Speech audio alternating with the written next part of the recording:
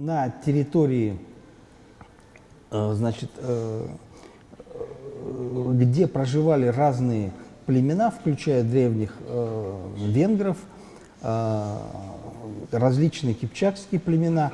То есть происходила борьба разных религий. И после того, как монгольское завоевание накрыло их и перемешало, то здесь установилась новая ситуация, где старые мировые религии, которые были, например, в Волжской Булгарии ислам, в Дагестане, в Хорезме, они были такими, как бы, можно представить, как рифы в море. А остальная часть была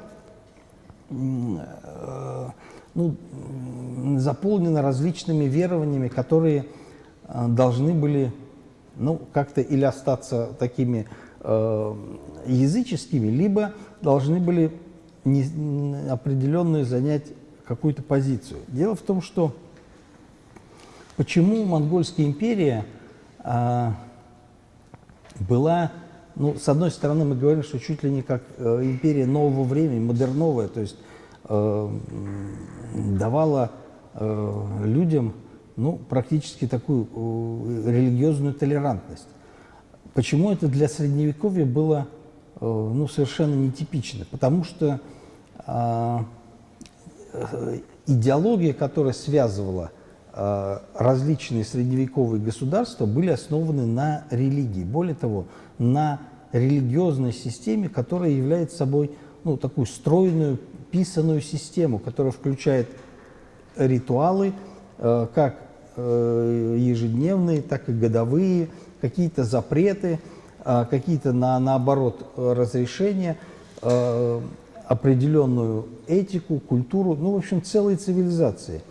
И благодаря этому население сплачивается в какую-то единую систему. Ничего другого, чтобы сплачивало средневековые государства и народы, не было.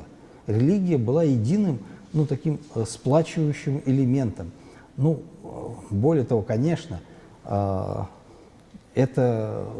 даже это, допустим, не уберегло от того, что, допустим, две христианские страны, там Англия и Франция, вступили в жестокое противоборство и воевали между собой, и многие другие на этом самом христианском Западе.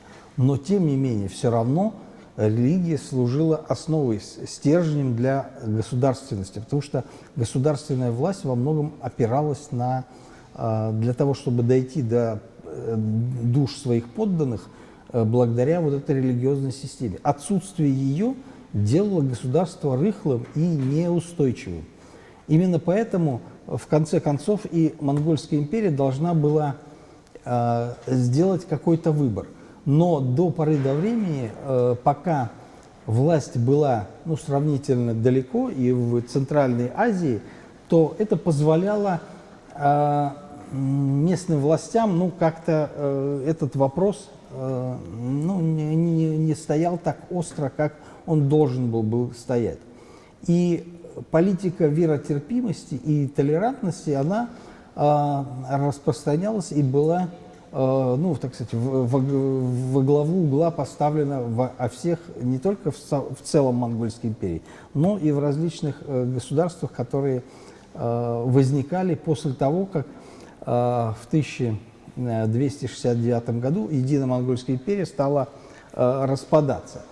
Интересно, что современники, в том числе и восточные авторы, и путешественники, распространяли разные слухи. Вот из-за того, что власть была толерантной и не занималась таким распространением какой-то религиозной системы, допустим, мусульманские авторы писали, что, конечно, правители Монгольской империи, они, конечно, в душе мусульмане.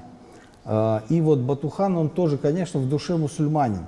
Хотя не придерживается никакой из секты религий, но все равно склонен к познанию Бога. Например, Джувини тоже пишет, да, в тайне Бату был мусульманином и оказывал мусульманам полное доверие. Но надо сказать, что, в общем, и при Чингисхане, и при Угадее мусульмане играли в Монгольской империи большую роль. Во-первых, они были люди грамотные, во-вторых, они умели, административное дело знали, торговать умели, и именно благодаря этому они возглавляли очень многие управления на местах и занимались тем, что устанавливали налоговую систему Монгольской империи. Скорее всего, в Улус-Джучи точно такая же была система. Поэтому, эти слухи, скорее всего, конечно, только слухи. Но среди правителей Улус-Джучи были и действительно нестряне. Среди них, например, совершенно точно нам известно, что старший сын Батухана, Сартак, был, несомненно, христианином. Более того, значит, когда зашел вопрос о том, чтобы как-то снизить налоговое бремя на христианские церкви, один из армянских священников как раз добрался до него, изложил ему суть дела и пишет, что он во многом облегчил положение церкви и издал указ о освобождении от податей священников и церкви. Понятно, что это свидетельство такой общей равноудаленности, но тем не менее очень интересный факт. И то, что Сартак был христианином, это подтверждают и в том числе и знавшие его лично, и находившиеся при дворе, как раз путешественники Гильом де Рубрук. Он прямо пишет, что он, значит, общался со слугами, которые говорили, что, конечно, Сартак, значит, является христианином, но при этом, конечно же, прежде всего он монгол, а уже потом христианин. Понятно, то есть, что как один из представителей высшей аристократии, он опирался на властную вертикаль, на свое положение в этой самой системе государственной, а христианство это было скорее таким его личным убеждением. Но тем не менее, по крайней мере, при Сартаке не было, как при Бату, истребления части, особенно мятежных русских князей, хотя казнили их из-за того, что они отказывались выполнять какие-то требования, в частности, поклоняться статуе Чингисхана, проходить через огонь, пить черный кумыс. И в частности, так был убит один из князей, Михаил Черниговский. Но я думаю, что это все, конечно, предлоги, а главное, что он был последним киевским князем, то есть последним великим князем всей Руси. И, убив его, монголы освобождали престол.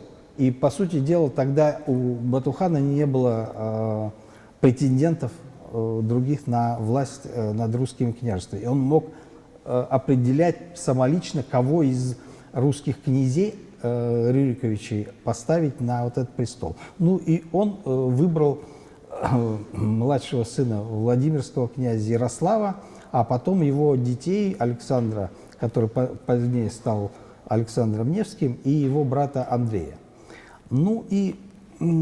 Сартак, поскольку был старшим сыном Бату, он активно вел политическую деятельность. На одной из предыдущих лекций мы как раз подробно говорили о его жизни и деятельности. Здесь нам просто нужно отметить, что он пользовался благосклонностью великого хана Мунке. Более того, он привел его, можно сказать, к власти. И в ответ Мунке тоже дал ему ярлык на княжение в Улусе-Джучи.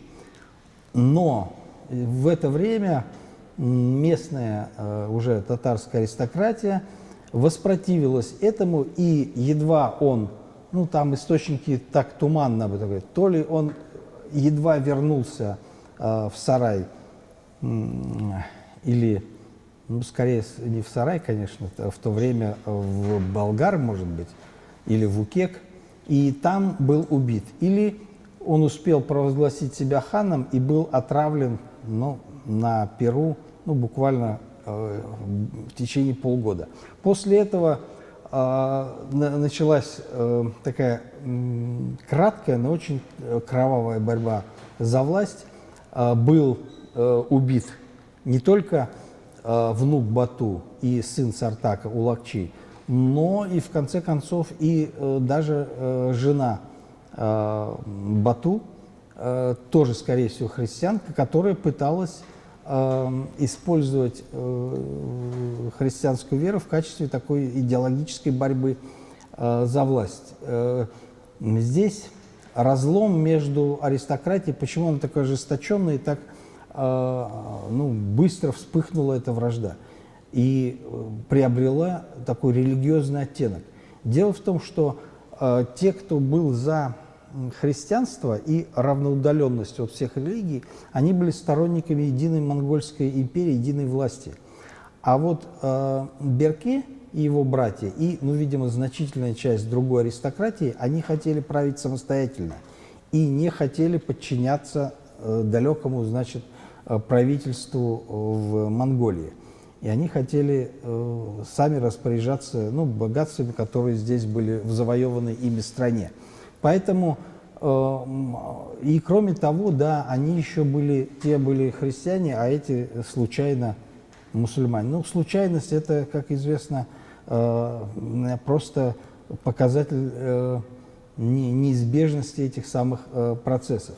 Ну, сам Берке был не просто мусульманином и не просто младшим братом Бату, но считается, что его матерью была дочь Хариншаха Мухаммада, которая, по крайней мере, ну, родила ему 3 сыновей.